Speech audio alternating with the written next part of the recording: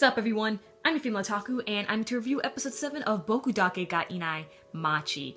And Satoru ends up going back over to the past. So, unfortunately, this is the end of my personal favorite arc. But that does not mean the excitement stops there. Oh no.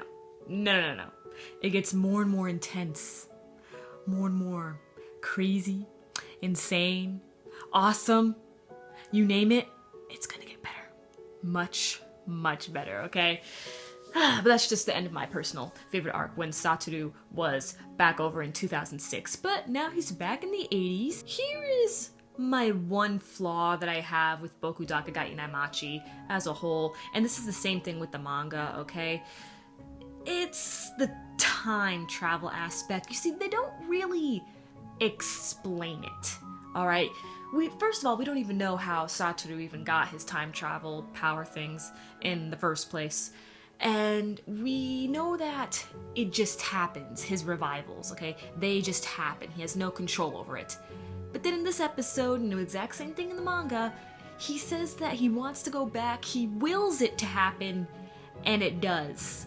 So, I know I'm not the only one who has this problem, okay? It's definitely a major factor here, and it kind of annoys me a little bit that we don't know anything really about the revival powers.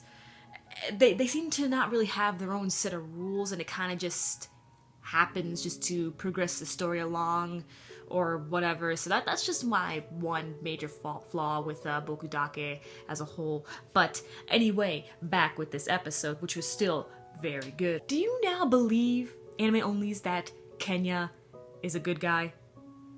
I know the anime has been trying to make it look like Kenya was really suspicious, or maybe had something to do with the murderers or something like that. I know a lot of you guys were on edge, but in this episode, we see that Kenya is really an ally, and Kenya is my personal best boy of Boku Dake. Okay, I love Kenya. He is so smart, the way he figures out things. Alright, you saw he confronted Satoru. He was just so like, who are you? You're not the same guy. It's like another personality has been added onto you.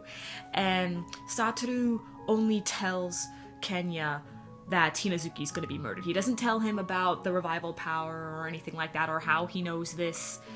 And Kenya believes him. Okay? So Kenya's going to help Satoru out to save Hinazuki. And when the X day approaches, they put Hinazuki over in an abandoned bus. And she's gonna stay there, right? She's not even gonna go to school or anything. They bring her food, keep her company, and even Hiromi is joining in as well, since you know Hiromi is supposed to be the next one to be kidnapped. So right now we are in unknown territory. We don't know what's gonna happen next. Alright, because they've never come this far with saving Hinazuki. So what's gonna happen next? We see at the end that some guy opens the door to the bus, and Hinazuki's still there. Uh-oh. Oh boy. But it was really cute to see Satoru with Hinazuki again. He seemed very happy, and I know I was very happy too. And you saw Hinazuki smiling, everything, just hanging out with the guys. It's really nice to see. Let's just hope that guy in the bus just doesn't do anything to her. Now I'm going to speak with the manga readers, okay? So anime onlys, it is now your time to leave the video, unless if you want to get spoiled. Alright, manga readers, for those of you who don't know, another chapter has been translated. I believe it's chapter 38. Something around there. Nothing too much happened within the chapter, but just letting you know for those of you who maybe did not know, chapter 38 has been released. Oh, I don't know, do you guys also have the same problem that I do with the whole not explaining the time travel thing? Because that's just been bothering me for the longest time. I just don't like that it's not explained or anything, so yeah. I think next week is when Satoru's mother has that, like, epic showdown with Hinazuki's mom, and then, you know, all the police come. I think that's gonna be next week, and if it is, I'm so hyped. That's one of my favorite scenes.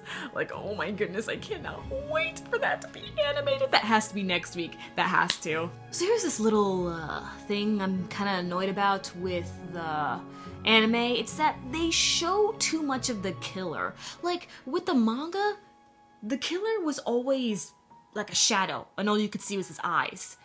But with the anime, you see him clearly, and that really annoys me. It kind of ruins the fun.